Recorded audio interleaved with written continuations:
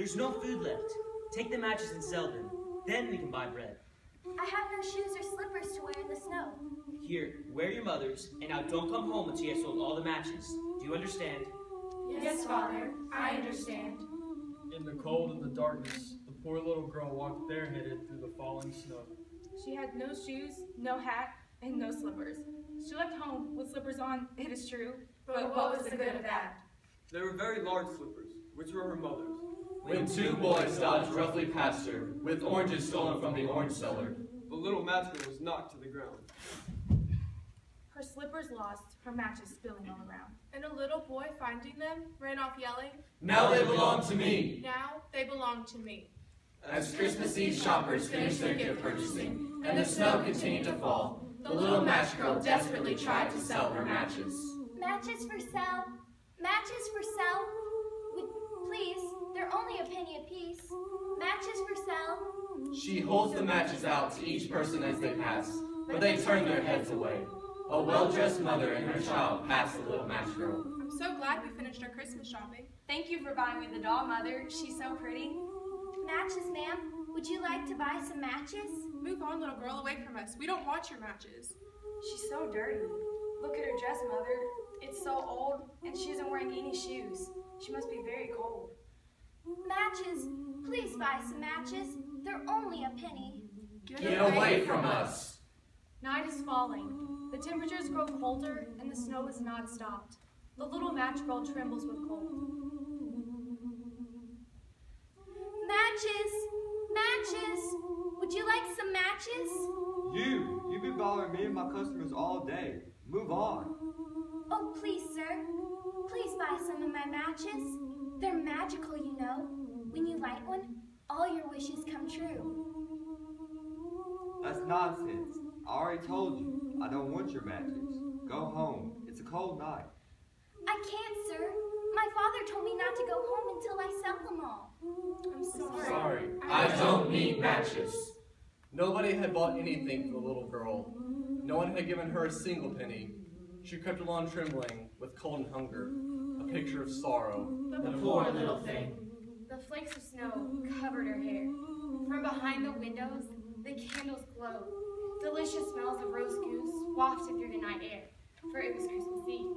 The little match girl grew colder and colder, but did not dare to go home, for she had not sold any matches, and could not even bring home a single penny. Does anyone care for her soul? Her hands and feet were red and chapped, and she had nothing with which to cover them. She looked at her matches. Should she light just one to warm her fingers a little? She struck a match on that old brick wall. Shh! And for a while, its warmth comforted her. Oh, what a wonderful light. What is that over there? It's a fire. How the flame blazed, how it burnt. It was warm, bright flame, like a candle. It was a wonderful light. As she held her hands over the flame, it seemed to the little girl that she was dancing in front of a roaring fire. It seemed that the fire warmed her, and the little girl stretched out her arms toward the fire. And then the flame vanished, and all that was left was a burnt-out match in her hand. The little girl was so cold. She rubbed another match against the wall. It burned brightly. Its flame lit up a window. Inside, she could see a table. On the table was spread a snow-white tablecloth. Upon it, people placed splendid plates and glassware. Then a large Christmas pudding was brought out. The pudding was so huge, it could barely be lifted to the table. It was steaming famously with the stuffing of apples and dried plums. The little girl could smell the goose, and she imagined the taste of apples and plums on her tongue. Then the flame from the little match went out. The table and the wonderful food vanished. All that was left was a burnt-out match in her hand. The little girl was so cold. She took another match and rubbed it against the wall. It burned brightly. In the next window, the little girl could see a beautiful Christmas tree sparkling with decorations. Oh, what a wonderful Christmas tree. The lights are as bright as stars. The children laughed over their gifts, and music permeated the room. It's just what I wanted. Thank you, Auntie Jane. It's just what I wished for.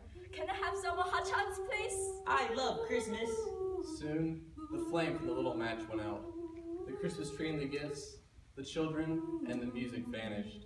The lights the little girl has seen Christmas tree seemed to rise up into the sky, higher and higher. She saw them now as stars in heaven. One fell down and fought a long trail of fire. The little girl's grandmother was the only person who had ever treated the little girl with love. Before she died, the grandmother told the little girl all about heaven and about King Jesus who had died for all. That all might live forever if they believed on his name. She drew another match against the wall. It was again light, and in the luster there stood the grandmother. So bright and radiant, and with such an expression of love. Oh, grandmother, take me with you. I'm ready, but I'm afraid you will go away when the match burns out. You will vanish like the warm fire, the roast goose, and the glorious tree. And then the match went out. Eventually morning came, and light filtered over the cold, hard snow. People came out of their warm houses wrapped in their hats and cloaks, their feet crunching over the snowy ground. In between two houses sat the little girl. She was smiling and leaning against a wall, frozen to death, on the eve before Christmas. Poor child, she froze to death on Christmas Eve. It's so sad. She tried to warm herself with the matches. The people in the street saw a little girl who was cold and dead. They did not know what beautiful things she had seen. No one dreamed of the splendor in which, with her grandmother, she had entered the joy of a new year. The grandmother took the girl, and both flew in brightness and in joy, so high, so very high. And finding it heaven of touching a hand, and finding it God, where there was neither cold, nor hunger, nor anxiety. Finding it celestial, They were at home with God. And finding